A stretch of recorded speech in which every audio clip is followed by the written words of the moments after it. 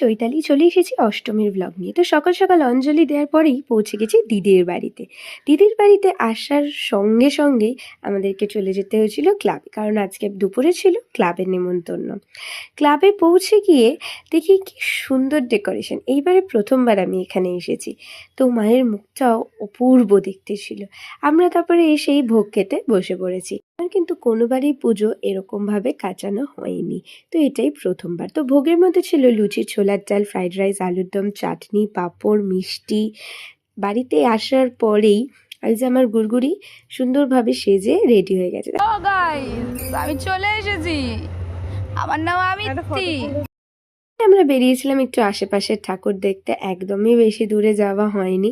সেজে গুজে একদম কাছের যে প্যান্ডেলটা ছিল সেখানে গেছিলাম। তারপরে আমি, দিদি, শান্তদা সবাই মিলে চলে গেছি ক্লাবে। এখানে সেদিন নাচ গান হচ্ছিল। তারপরে বাড়ি ফিরে এলাম।